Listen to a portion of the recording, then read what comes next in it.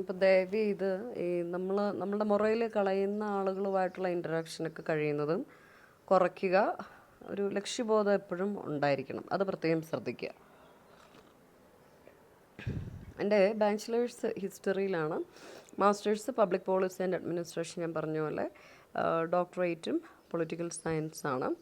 എൻ്റെ മാസ്റ്റേഴ്സൊക്കെ പഠിക്കുന്ന സമയത്ത് മാസ്റ്റേഴ്സിൻ്റെ ടോപ്പിക്ക് തന്നെ violence against woman in Kerala and Nordic സ്റ്റേറ്റാണ് എടുത്തത്, നോർഡിക് കൺട്രീസ്.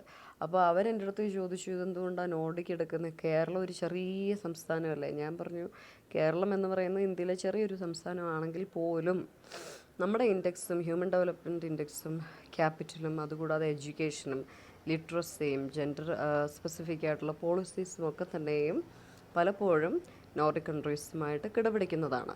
അപ്പോൾ അങ്ങനെ അത് വളരെ ഭംഗിയായിട്ട് ചെയ്യാനായിട്ട് സാധിച്ച ഒരു ടോപ്പിക്കാണ്. Doctorate women's political empowerment through leadership എന്ന് പറയുമ്പം അതിൽ തന്നെ ഞാൻ പഞ്ചായത്ത് രാജ് എടുത്ത്, അതിൽ തന്നെ എൻ്റെ സ്റ്റഡി ഏരിയ ഇടുക്കിയായിരുന്നു. ശരിക്കും നിങ്ങളൊന്ന് ആലോചിച്ച് നോക്കൂ, യൂറോപ്പിൽ പോയിട്ട് PhD അവിടുത്തെ ആ രാജ്യത്തിൻ്റെ ഫണ്ടോടുകൂടി എടുക്കുന്ന ഞാൻ യഥാർത്ഥത്തിൽ സേവനം ചെയ്യേണ്ടത് ആ രാജ്യത്തിനൊക്കെ അല്ലേ? പക്ഷേ നമ്മൾ അവിടുന്ന് പഠിച്ച് തിരിച്ച് ഇവിടെ ദൈവം വിട്ടേക്കുക, ഇവിടുത്തെ ജനങ്ങൾക്ക് വേണ്ടി. ഞാൻ ഒരിക്കലും അത് എക്സ്പെക്റ്റ് ചെയ്തൊരു കാര്യമില്ല. കാര്യം ഒരുപാട് പേഴ്സണൽ ട്രോമാസ് ഉണ്ടായിരുന്നതുകൊണ്ട് ഒരിക്കലും ഇന്ത്യയിലേക്ക് കേരളത്തിലേക്ക് ഒരിക്കലും വരാനായിട്ട് എന്നെക്കൊണ്ട് സാധിക്കത്തില്ലായിരുന്നു. മെൻ്റലി എനിക്കത് ഭയങ്കര ടോർച്ചറായിരുന്നു. പക്ഷേ സ്പിരിച്വൽ ലൈഫ് ഉള്ളതുകൊണ്ട് വളരെ സ്ട്രോങ് ആയിട്ട് മുന്നോട്ട് പോകാനായിട്ട് സാധിച്ചു. ഇപ്പം ഞാനത് അക്സെപ്റ്റ് ചെയ്തു. ഈ ഡോക്ടറേറ്റ് പഠിക്കുന്ന നമ്മുടെ സമയത്ത് തന്നെ അവിടെ ഡോക്ടറേറ്റ് എന്ന് പറയുന്ന അധ്യാപക ജോലിയും കൂടെ നമ്മൾ ചെയ്തേ പറ്റുള്ളൂ, അല്ലാതെ ഇവിടുത്തെ പോലെ ഒരു സ്റ്റുഡൻറ്റ് സ്റ്റാറ്റസ് മാത്രമല്ല. 2024 മാസം മുതൽ 2024 വർഷത്തിൽ ഞാൻ എൻ്റെ സ്വന്തം പബ്ലിഷിംഗ് ഹൗസ് അവിടെ യൂറോപ്പിലിട്ടു. അതുകൂടാതെ 2020 ഒഫീഷ്യൽ എഡ്യൂക്കേഷണൽ കൺസൾട്ടൻ്റായിട്ട് എനിക്ക് എൻ്റെ ഓവർസീസ് എഡ്യൂക്കേഷണൽ കൺസൾട്ടൻസി ഉണ്ടായിരുന്നു. വർക്ക് ചെയ്തല്ല, യൂണിവേഴ്സിറ്റീസിൻ്റെ ഒഫീഷ്യൽ എഡ്യൂക്കേഷണൽ കൺസൾട്ടൻ്റാണ് ഞാൻ, സബ് ഏജൻ്റ് ഒന്നുമില്ല. അതുകൂടാതെ 2022 ടീച്ചിങ് അസിസ്റ്റൻ്റായിട്ട്, അതും പബ്ലിക് പോളിസിയാണ് പഠിപ്പിക്കുന്നത്.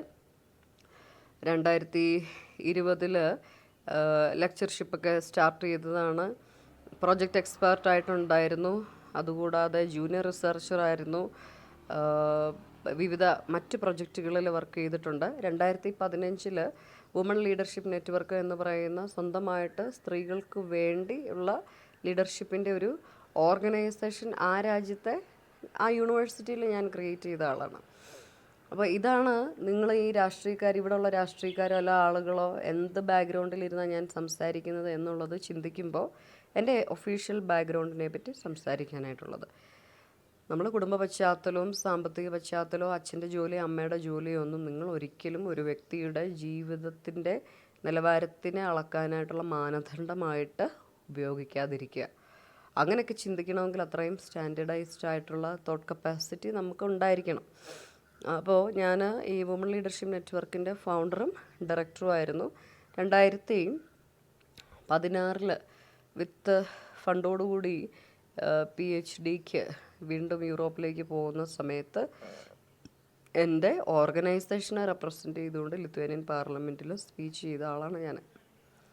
അപ്പോൾ അന്ന് മുതലേ രാഷ്ട്രീയം എന്ന് പറയുന്നൊരു കാര്യം എനിക്കുണ്ട്. പക്ഷെ അത് ഇവിടേക്ക് ഒരിക്കലും ആവരുത് എന്നുള്ളൊരു കാര്യത്തിലായിരുന്നു. കാര്യം എനിക്ക് ഇങ്ങോട്ട് വരാൻ താല്പര്യമില്ലായിരുന്നു. ഞാൻ 2022 ഇത് കംപ്ലീറ്റ് ചെയ്തു, ഡോക്ടറേറ്റ് കംപ്ലീറ്റ് ചെയ്തു. അതിനുശേഷം എനിക്ക് എൻ്റെ പബ്ലിഷിംഗ് ഹൗസുണ്ട്, സ്പിരിച്വൽ ലൈഫുണ്ട്, ഓവർസീസ് എഡ്യൂക്കേഷനുണ്ട്. അതൊക്കെ ആയിട്ട് പോയിക്കൊണ്ടിരിക്കുന്ന ഒരു സമയമായിരുന്നു. അപ്പോൾ പേഴ്സണൽ ലൈഫിലുണ്ടായിട്ടുള്ള പ്രശ്നങ്ങൾ, ആ പ്രശ്നങ്ങളെന്ന് പറയുന്നത് യഥാർത്ഥത്തിൽ ആ പ്രശ്നങ്ങൾ ഉണ്ടായില്ലായിരുന്നുവെങ്കിൽ ഞാനിപ്പോൾ ഇവിടെ ഇരിക്കത്തോ നിങ്ങളോടിങ്ങനെ സംസാരിക്കത്തോ ഇല്ല, രാഷ്ട്രീയത്തിനെ പറ്റി ചിന്തിക്കത്തില്ല, കേരള രാഷ്ട്രീയത്തിൽ ഇറങ്ങണമെന്ന് പോലും നമ്മൾ ചിന്തിക്കത്തില്ല, അല്ലെങ്കിൽ മുല്ലപ്പെരിയാർ കേസിനെ പറ്റി ഇങ്ങനെ കേരളത്തിലിരുന്ന് സംസാരിക്കത്തില്ല. അപ്പോൾ ഡിവൈൻ മെസ്സേജ് കിട്ടിയതനുസരിച്ച് അവിടെ PR എടുത്തു കഴിഞ്ഞിട്ട് അവിടെ രാഷ്ട്രീയത്തിൽ ഇറങ്ങുക എന്നുള്ളതായിരുന്നു എൻ്റെ ലക്ഷ്യം. അതിനുശേഷം നമ്മുടെ ഇവിടുത്തെ പോളിസീസിനെ സ്വാധീനിക്കാൻ എങ്ങനെയൊക്കെ ശ്രമിക്കാമായിരുന്നു, ഇതായിരുന്നു എൻ്റെ ഒരു തോട്ട്. എന്നാൽ മനുഷ്യൻ പദ്ധതികൾ വിഭാവനം ചെയ്യുന്നു, ദൈവത്തിൻ്റെ തീരുമാനം മറ്റേ ഉള്ളതാണ് എന്ന് പറയത്തില്ലേ. ഞാൻ എൻ്റെ പദ്ധതി വിഭാവനം ചെയ്തു, പക്ഷേ ഈശ്വര തീരുമാനം വ്യത്യാസമായിരുന്നു. PR കിട്ടി. PR കിട്ടണമെങ്കിൽ നിങ്ങൾക്കറിയാം എത്രത്തോളം കഷ്ടപ്പെടണമെന്നുള്ളത്. അവിടുത്തെ ഭാഷ പഠിക്കണം, ഫ്ലുവൻ്റ് ആവണം. അപ്പോൾ എൻ്റെ അധ്യാപകരെന്നൊക്കെ പറയുന്നത് അവിടുത്തെ മന്ത്രിമാരൊക്കെയാണ്, വിദ്യാഭ്യാസ മന്ത്രിയൊക്കെ ആയിരുന്നു ഇപ്പം അവർ. അപ്പോൾ അവരുടെ പാർട്ടിയിൽ കയറി അവിടെ ഒരു രാഷ്ട്രീയത്തിൽ സ്ട്രോങ് ആയിട്ടുള്ളൊരു ഹോൾഡ് ആവാം എന്നുള്ളൊരു തീരുമാനത്തിലായിരുന്നു. ഞാനാണ് ഇപ്പോൾ ഇവിടെ ഇരുന്ന് ഇതൊക്കെ സംസാരിക്കേണ്ടി വരുന്നതും എന്താ പറയുക, ഈ പല വെർബൽ ഹരാസ്മെൻറ്റ്സോ കളിയാക്കലുകളൊക്കെ വീണ്ടും ഞാൻ കേൾക്കേണ്ടി വരുന്നതും. അപ്പോൾ ദയവായിട്ട് ശ്രദ്ധിക്കുക, ഇതാണ് എൻ്റെ ഒരു CV എന്ന് പറയുന്നത്. പിന്നെ എനിക്ക് തോന്നുന്നു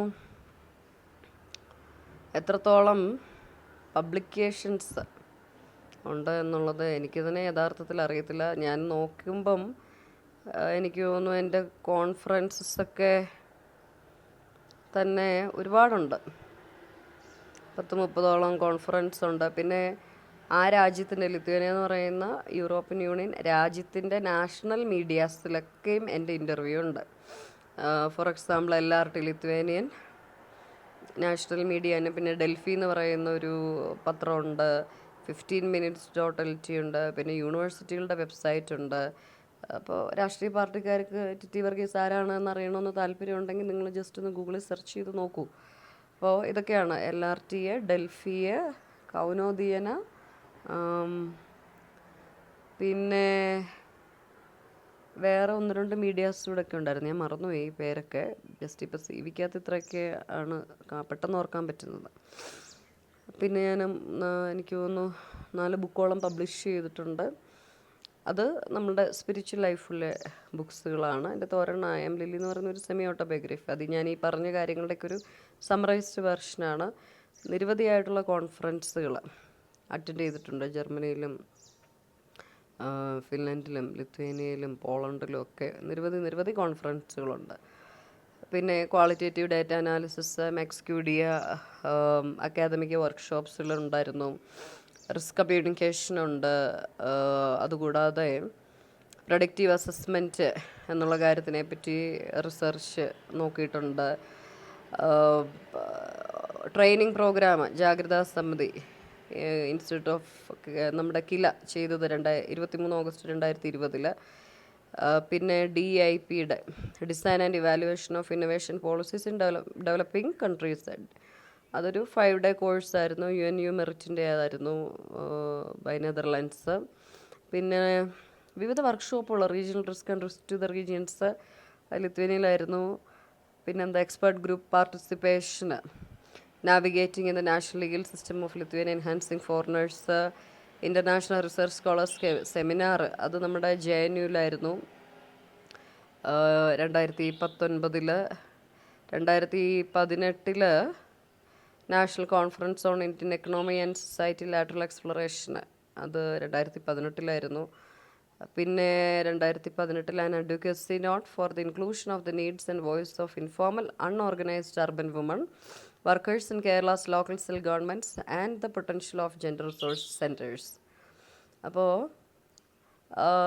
അത് ചെയ്തിട്ടുണ്ട്. പിന്നെന്താ 2018 വീണ്ടും ഒരുപാട് സെമിനാഴ്സ്, കോൺഫറൻസസ്, ഒരുപാട് കാര്യങ്ങളുണ്ട്. ഇത് പറയാൻ പോയാൽ നമ്മളുടെ വീഡിയോ ഹൈലി ലെങ്തി ആയി പോകും.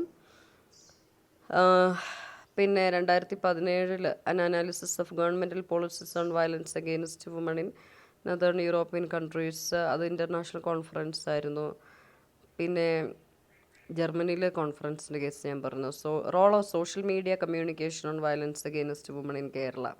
ദയവീത് ഈ സോഷ്യൽ മീഡിയ ഒക്കെ നമ്മൾക്ക് നല്ല കാര്യത്തിന് വേണ്ടി ഉപയോഗിക്കുക, വയലൻസിന്, ഹരാസ്മെൻറ്റിനും കളിയാക്കലിനും വേണ്ടിയൊക്കെ ഉപയോഗിക്കാതിരിക്കുക. ഇന്നലെ ഞാനിന്ന് രാവിലെ കണ്ടതാണ്, ഇന്നലെ ഈ സുപ്രീം കോടതിയുടെ ഒരു ന്യൂസ് വന്നപ്പം അതിൻ്റെ താഴെ ഒരു കമൻറ്റ് വന്നിരിക്കുന്നതാണ്. കുറേ കമൻറ്റുകൾ ഇതൊന്ന് പൊട്ടിയിരുന്നെങ്കിൽ തോന്നി. നിങ്ങൾ എന്ത് ഉദ്ദേശത്തിലാണ് ഇങ്ങനെയൊക്കെ സംസാരിക്കാൻ പറ്റുക എന്നുള്ളതാണ്. വേറെ കമൻറ്റ്സ് എന്ന് പറയുന്നത് ഭാഗ്യം ഇടുക്കി ജില്ലയിൽ എല്ലാ മതവിഭാഗത്തിലുള്ള ആളുകളുള്ളത് നന്നായി, അതുകൊണ്ട് എല്ലാവരും ദയവായിട്ട് ഇതിനു വേണ്ടി ഇറങ്ങുക എന്നൊക്കെ.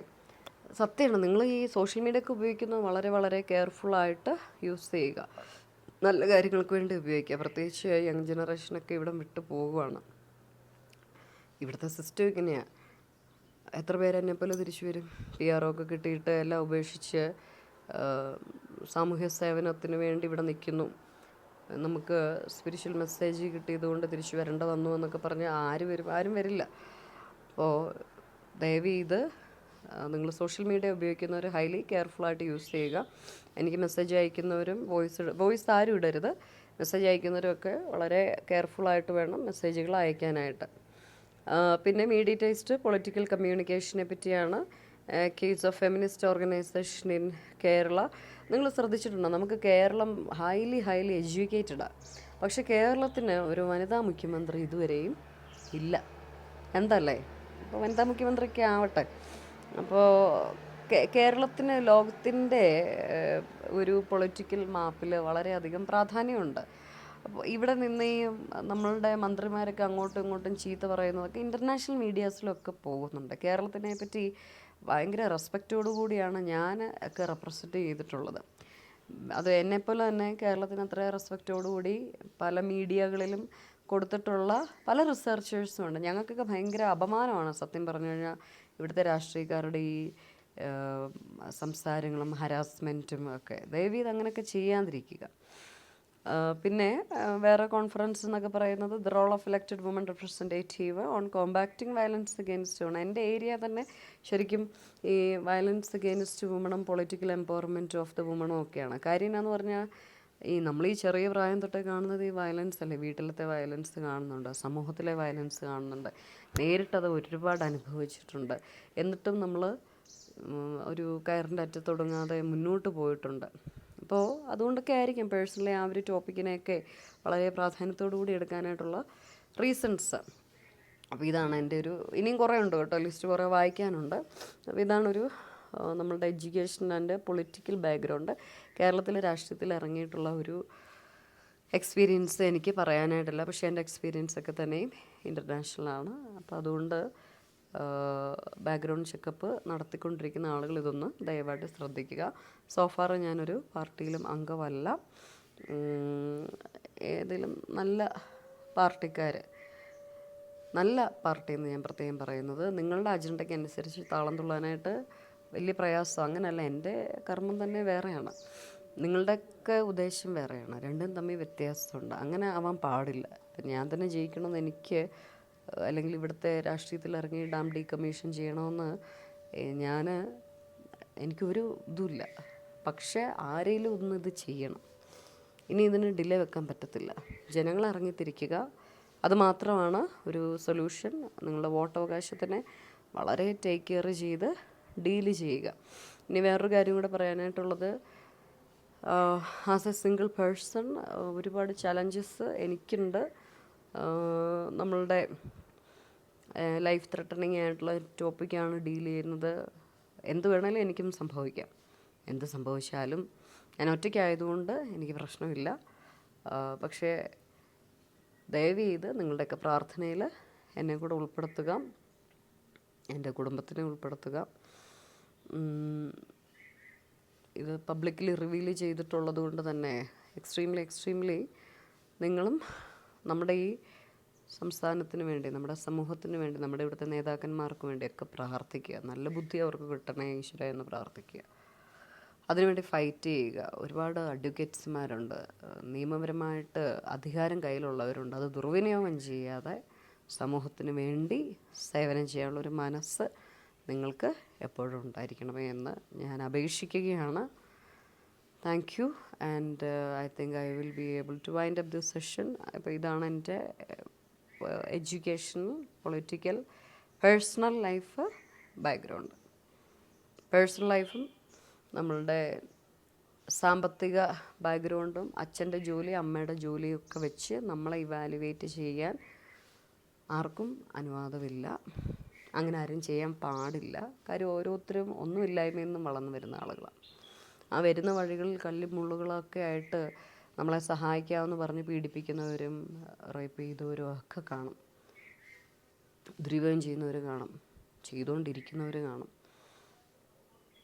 അപ്പോൾ അങ്ങനത്തെ വലകളിലൊന്നും ആരും വീഴാതിരിക്കുക, സ്ത്രീകളായാലും പുരുഷന്മാരായാലും. എനിക്കൊക്കെ പറ്റിയത് പറ്റി. ഞാനൊക്കെ ഇപ്പോഴും അലൈവായിട്ടിരിക്കുന്നത് ഈശ്വരൻ്റെ സംരക്ഷണം ഉള്ളത് കൊണ്ട് മാത്രമാണ്. അപ്പോൾ അങ്ങനത്തെ അവസ്ഥയൊന്നും ആർക്കും ഉണ്ടാവാതിരിക്കട്ടെ. എല്ലാവർക്കും എല്ലാം നന്മയുണ്ടാവട്ടെ. സ്ട്രോങ് ആയിട്ടിരിക്കുക, പാനിക്കാവാതിരിക്കുക. നിങ്ങൾ ബുദ്ധിപൂർവ്വം വോട്ട് ചെയ്യുക. കേൾക്കുന്ന രാഷ്ട്രീയക്കാരും ദയവ് ചെയ്ത് കാര്യങ്ങളൊക്കെ മനസ്സിലാക്കി ജനനന്മയ്ക്ക് വേണ്ടി പ്രവർത്തിക്കുക. അല്ലാതെ അവിടെ ഉച്ചനീചത്വവും കൈ കഴുകലും കാല് കഴുകലും ഒന്നുമല്ല വേണ്ടത്. എന്താ പറയുക ഇതിനൊക്കെ? എല്ലാവരെയും ഒരുപോലെ കാണാൻ സാധിക്കുന്നില്ലെങ്കിൽ അവിടെ മനുഷ്യത്വം എന്നുള്ളൊരു വാക്കിന് പോലും ഒരു പ്രസക്തിയില്ലല്ലോ. അപ്പം അതുകൊണ്ടത് ശ്രദ്ധിക്കുക. Okay, thank you.